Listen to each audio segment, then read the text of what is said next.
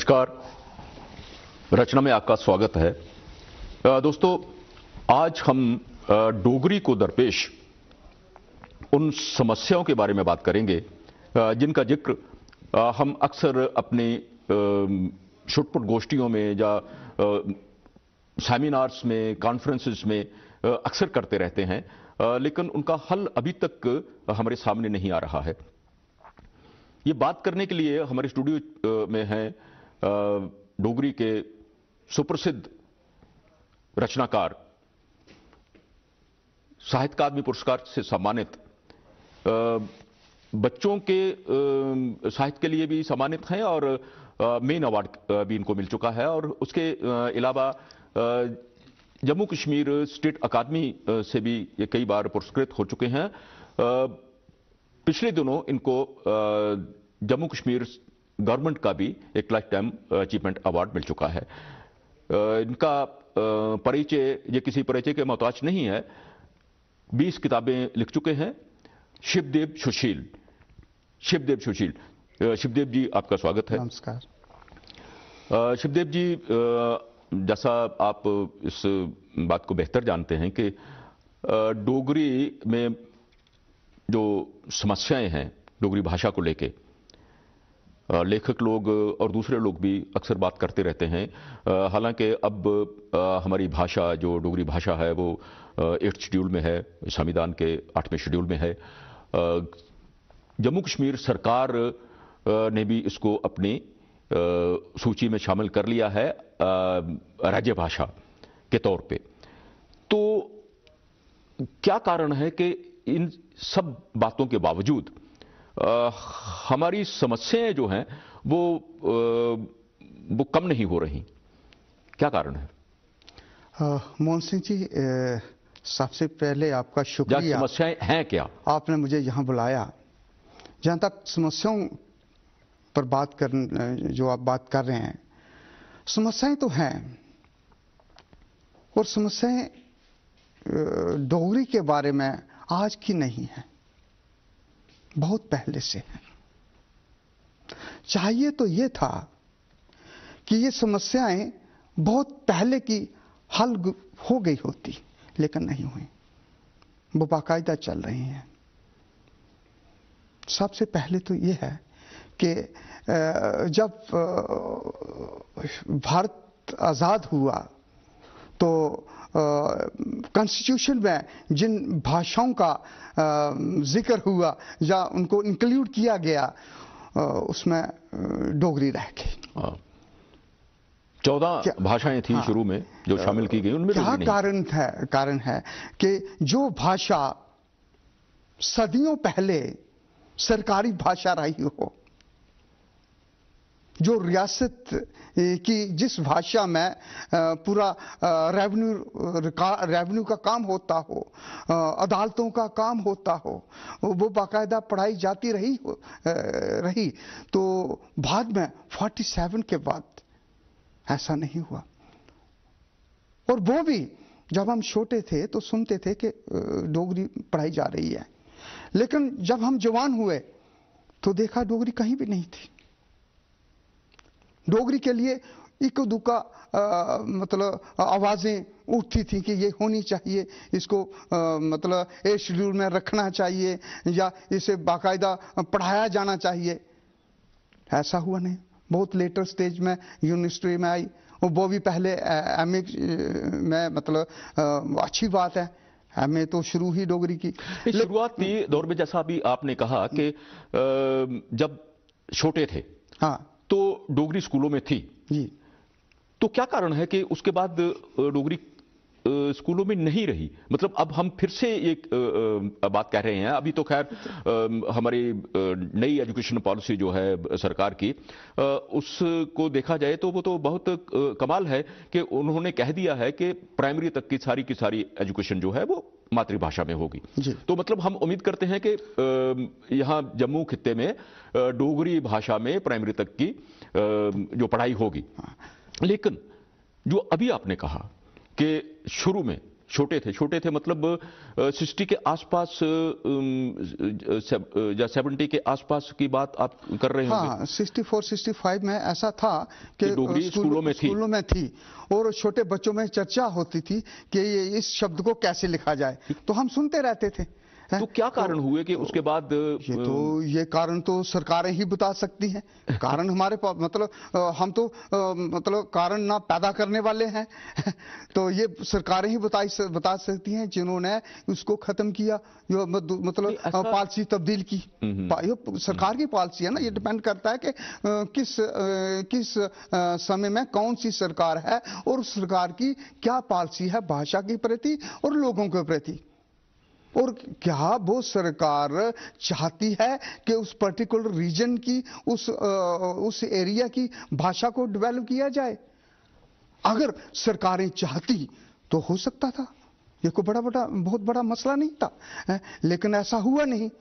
लेकिन आप उम्मीद कर सकते हैं, नई सरकारें आई हैं, उन्होंने पॉलिसी अपनी जो पॉलिसी है मातृभाषा की ओर ज़्यादा उन्होंने मतलब उसमें स्ट्रेस दिया है, तो उम्मीद कर सकते हैं कि अभी तो उम्मीद पर ही है ना, इस वक्त भी अभी हुआ कुछ नहीं है, सिर्फ अनाउंसमेंट्स हैं। लेकिन हमें यकीन करना चाहिए, मान लेना चाहिए कि अगर गवर्नमेंट ने पॉलिसी बनाई है तो यकीनन ये होगा। और मैं चाहता हूं ये पूरी स्टेट में जहां जहां भी डोगरी बोली जाती है, जम्मू खित्ते का जितने भी रीजन है, जैसे पूरे जितने भी कॉलेज हैं डोगरी पढ़ाई जाती है, छोटी मतलब क्लासेस में भी जो छोटी क्लासेस हैं वहां भी डोगरी, और पूरे प्रोविंस में ये डोगरी लागू होनी चाहिए। मैं तो ये कहता हूं तभी जो डोगरी मतलब तरक्की कर सकेगी, और इसके अदरवाइज और कोई मतलब अल्टरनेटिव नहीं है। ये चीज़ होनी ही चाहिए, पूरे खिते में होनी चाहिए, पूरे प्रोविंस में डोगरी को लागू करना चाहिए इन्होंने, सरकार ने। और साथ साथ ही दोबारा मैं आता हूं कि अगर राजभाषा डिक्लेयर किया है सरकार ने, तो जरूरी बनता है कि ये सरकार की जो मतलब कामकाज है वो भी डोगरी में हो, चाहे मतलब अदालतों का काम हो, चाहे रेवेन्यू रिकॉर्ड का काम हो या कहीं और हो, डोगरी में होना चाहिए। और जितना रिकॉर्ड है वो ट्रांसलेट होना चाहिए। हमारे लड़के जो यूनिवर्सिटी से कॉलेज से निकल रहे हैं डोगरी पढ़कर, वो वहां एडजस्ट होने चाहिए, उनको दिक्कत नहीं आएगी, ट्रांसलेशन तर्जमे करने में कोई दिक्कत नहीं आएगी। मैंने हिमाचल में देखा है, हिमाचल में जो सरकारी मतलब या पुलिस का जो थाने का काम है या और महकमा माल का काम है, लफ्ज वही हैं, लफ्ज वही हैं जो मतलब, और ज्यादातर उर्दू के हैं। इवन पंजाब में भी पंजाबी में काम होता है, गुरमुखी में मतलब पूरा रिकॉर्ड है, लेकिन लफ्ज वही हैं जो जम्मू में है, वही मतलब हिमाचल में, वही पंजाब में मतलब लिखा। हम चाहते हैं कि वैसा ही काम यहाँ भी शिव जी, कभी आप ये महसूस नहीं करते कि देखिए रेवेन्यू रिकॉर्ड जो है जितना भी मेरी जानकारी ये कहती है कि वो उर्दू में लिखा जाता है, लेकिन है वो फारसी में। हाँ बिल्कुल। उसमें ज्यादा जो शब्दावली है वो फारसी की है। तो क्या वो जो टोडरमल के टाइम से ऐसा हुआ, अब तक उसका स्थानीयकरण नहीं हो जाना चाहिए था? होना चाहिए था, लेकिन नहीं हुआ। मतलब मैं जो आपको अगर नकल है तो हर जगह नकल का ही इस्तेमाल हो रहा है। नहीं ठीक है, मैं मतलब मिसाल दे रहा हूँ, कुछ शब्द ऐसे हैं मतलब वो हिमाचल में वही है, पंजाब में वही है, और जम्मू कश्मीर में भी। जम्मू कश्मीर हालांकि उर्दू में सारा काम होता है, हिमाचल में हिंदी में है, स्क्रिप्ट हिंदी में लिखा जा रहा है, लेकिन शब्द वही है, जो मतलब टेक्निकल शब्द जो है महकमा माल के वो वही है, जो जम्मू कश्मीर में है, वही हिमाचल में है और वही पंजाब में। एक बात और आम सभाओं में उठाई जाती है, वो बात है रीडरशिप को लेके, पाठक की। लेखक किताबें कितनी छापते हैं, उनके घर में कितनी डंप रहती हैं, वो लाइब्रेरीज में कितनी जाती हैं, लोग कितने पढ़ते हैं, इस समस्या का क्या समाधान सोचते हैं आप? आपने बिल्कुल सही फरमाया कि रीडरशिप की कमी मुझे ऐसा लगता है, मैं मतलब थोड़ी सी आपको कि जब तक आम लोग जो हैं, आम रीडर, जैसा आपने आप लिखते हैं लेकिन आपको पढ़ने का शौक भी है, लिखते हैं लेकिन आप दूसरों की किताबें दूसरी भाषाओं की किताबें, अपनी भाषा की किताबें वो पढ़ते हैं, और यकीनन दूसरी भाषाओं की किताबें जो है वो खरीद के पढ़ते होंगे।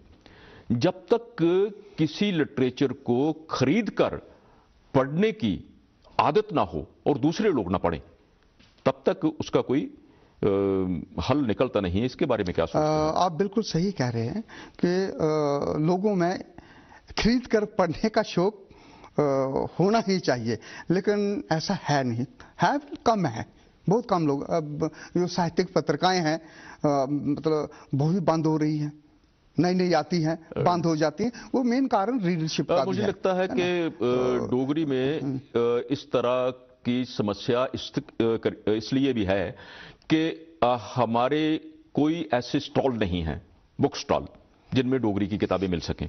जगह जगह लोगों को पता ही नहीं है, जो आम लोग जो लिटरेचर से नहीं जुड़े हैं, जो लिटरेचर पढ़ना चाहते हैं लेकिन लिटरेचर से जुड़े नहीं हैं, वो किताब लाएं कहां से, खरीदें कहां से? मुझे लगता है ये भी थोड़ा सा स्टॉल होने ही चाहिए। आप सही कह रहे हैं, लेकिन मैं इसके साथ ये भी कहना चाहता हूं कि जो पॉलिसीज है, फिर सरकार की बात आती है, जो लाइब्रेरीज में कैसे किताबें जाएं वो भी साफ साफ नहीं है। जैसे हिमाचल में इकट्ठी किताबें ले लेते हैं, यहाँ राइटर को जाना पड़ता है। तो जब स्कूलों में किताबें जाएं तो वहाँ एक पीरियड होना चाहिए पढ़ने के लिए। तो वहाँ की स्कूलों की लाइब्रेरी में मैगजीन्स, बुक्स देनी चाहिए ताकि बच्चे वहाँ पढ़ें, उनको पढ़ने का शौक पैदा हो। जैसे पढ़ाई की क्लासें होती हैं, लाइब्रेरी में पढ़ने की भी बच्चों के लिए क्लास होनी चाहिए, और मैं समझता हूँ कि उससे भी रुझान पढ़ने का बढ़ेगा। मतलब तो लाइब्रेरीज में भी कोई पॉलिसी साफ साफ नहीं है। राइटर्स को एक तरफ उनको लिखना पड़ता है, फिर छापना पड़ता है, फिर किताबें वो मतलब पैसे खर्च करेगा, उसके बाद बहुत लिमिटेड सी कॉपी ये लेते हैं लाइब्रेरी वाले। तो ये समस्या तो है। मुझे लगता है कि ये समस्याएं, इन समस्याओं के साथ साथ दूसरी समस्या जो है कि अप्रोच, हमारी आम रीडर के साथ हमारी अप्रोच का भी एक मायने रखती है। खैर, ये सारी समस्याएं जो हैं इनका कोई हल निकले, पॉजिटिव हल निकले, जैसा आप कह रहे हैं, इस तरह की कुछ बातें हों, ऐसा बहुत जरूरी है।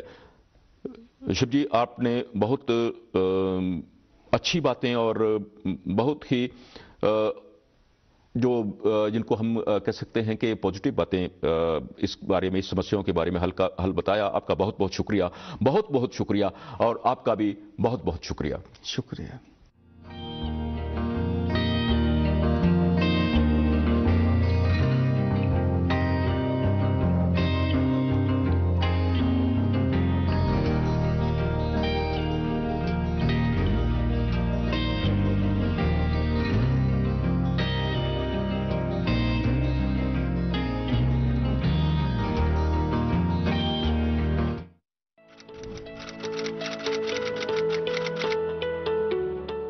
सबसे पहले अपने सेट टॉप बॉक्स के रिमोट से मेन्यू दबाएं।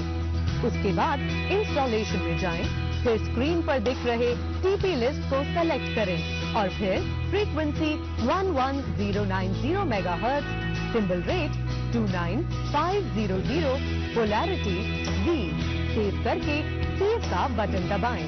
इसके बाद स्क्रीन पर दिखाई गई सभी फ्रीक्वेंसी और सिंबल रेट को आप इसी प्रकार से सेव करें और फिर सर्च करें। ध्यान रखें कि आपको अपनी डिश को नहीं हिलाना है। तो लीजिए, अब आपका डीडी फ्री डिश का सेट टॉप बॉक्स तैयार है, आपको पहले से भी ज्यादा चैनल्स के मजे देने के लिए, और वो भी बिना किसी मासिक शुल्क के।